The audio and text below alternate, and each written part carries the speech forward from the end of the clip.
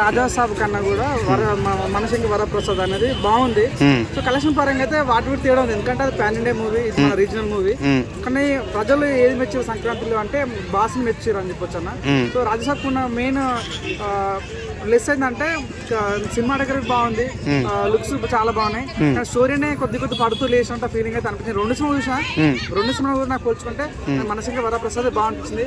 మనశంకర Varaprasad family sentiment కానీ అది చాలా బాగా వర్కౌట్ అయింది. మన ఏంటంటే సెకండ్ హాఫ్ వచ్చరికి మన వెంకటేష్ రావడం చాలా ప్లేస్ అనమాట. ఈ రోజు కూడా ఈ రోజు వారం 1 వీక్ అవుతుంది, ఇంకా కలెక్షన్స్ 216 కలెక్షన్స్ కొట్టినంటే మజా కాదు కదా, అన్ని కోటి కొట్టడం అంటే ఆశ్రమస్ కాదు. ఈ రోజు కూడా ఒక ఫ్యామిలీ అంట 150 మంది మనశంకర వరప్రసాద్ సినిమాకి ట్రాక్టర్ కట్టుకుని సినిమా పోయారంటే ఆయన బాస్ యొక్క రేంజ్ ఏందని అర్థం చేసుకోవచ్చు. సాధారణంగా ఫ్యాన్స్ అవుతుంటారు, కానీ ఫ్యాన్స్ కాదు ఫ్యామిలీ ఆడియన్స్ అవుతున్నారు. అంటే ఏ రకంగా మన అనిల్ అప్పుడు క్యాచ్ చేశారన్న పాయింట్ విషయం ఆలోచించుకుంటే చాలా బాగా అనిపించింది. సాంగ్స్ కూడా అన్ని బాగా అనిపించినాయి. మెగాస్టార్ గారు వింటేజ్ చాలా బాగా అనిపించింది. సో క్లైమాక్స్ చాలా బాగా అనిపించింది. సో రాజ్యసభ విషయంకి వస్తుంది అంటే మేము ట్రైలర్లో చూపించిన కొన్ని సీన్స్ లేకపోవడం వల్ల నేను ఆడియన్స్ చాలా డిసప్పాయింట్ అయిపోయారు.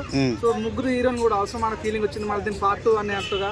సో మెయిన్ గా అంత పెద్ద కట్అవుట్ ఉన్న స్టార్ ని పట్టుకొని ఈ రకంగా కొద్దిగా డిసప్పాయింట్ చేయడం అయితే బాగా. రెండు విషయాలు రెండిట్లో మాకు పోల్చుకుంటే మాత్రం అక్కడ రాజ్యసభలో పాటలు బాగాలేవు, మనశంకర వరప్రసాద్ పాటలు బాగున్నాయి.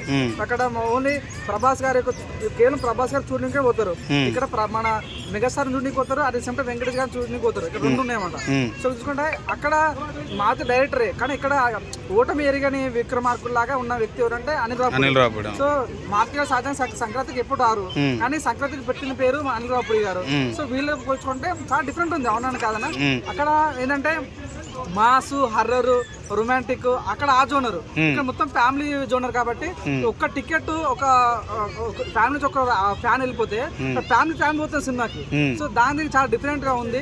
సో ఓవరాల్ అయితే దీనికి మళ్ళీ పార్ట్ 2 ఇటు అటు ఏం లేవు కాబట్టి సో ప్రజలకు క్యూరియాసిటీ అయితే కలిగింది. సో బాస్ మీద ఒక రెస్పెక్ట్, సినిమాలో కంటెంట్ అన్ని కూడా ఎక్కువ కూడా హై స్కోప్ కూడా చూసుకుంటే ఎక్కడ రేటింగ్ చూసుకున్నా కూడా మనశంకర వరప్రసాద్ హై రేటింగ్ ఉంది, సక్సెస్ఫుల్ గా రన్ అవుతుంది.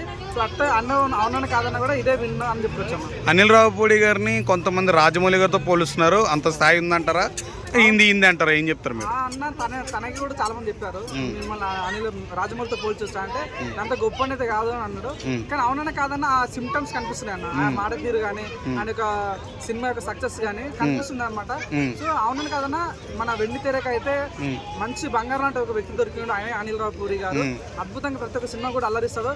ప్రజల యొక్క పల్స్, ప్రజలకు నరం తెలుసు అనేది, ఎక్కడ పట్టుకుంటే ఎక్కడ ప్రజలు నవ్వుతారు, ఎక్కడ ఏ రకంగా ప్రజలు ఏమంటారు అట్రాక్ట్ అవుతారు అనే విషయం నాకు తెలుసు. కాబట్టి సో అనిల్ రావుపూడి గారు తీసుకున్న టేకింగ్ చాలా బాగుంటుంది. అవునని కానీ పెట్టిన పేరు.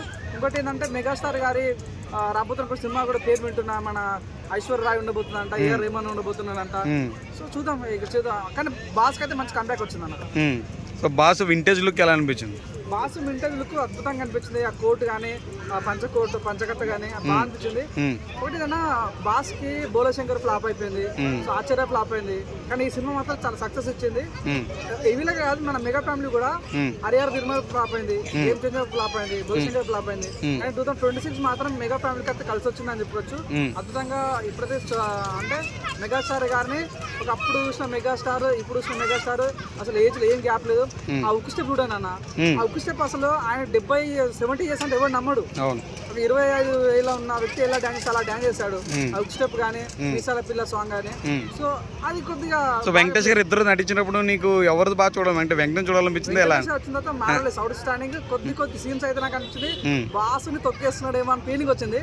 కానీ ఓవరాల్ గా అయితే సినిమా అయితే టేకింగ్, డైరెక్షన్ అన్ని కూడా ఇద్దరు బ్యాలెన్స్ చేయడం ఆశమాష కాదన్న. ఇక్కడ మెగాస్టార్ ఫ్యాన్స్ ఫీల్ అవుతారు, వెంకటేష్ గారు ఫ్యాన్స్ ఫీల్ అవుతుంటారు. కానీ ఇద్దరు కూడా మంచి హ్యాండిల్ చేసి 666 ఫీలింగ్ వచ్చింది నాకైతే. ఇద్దరు హీరోలని సరే హ్యాండిల్ సక్సెస్ అని చెప్పొచ్చు.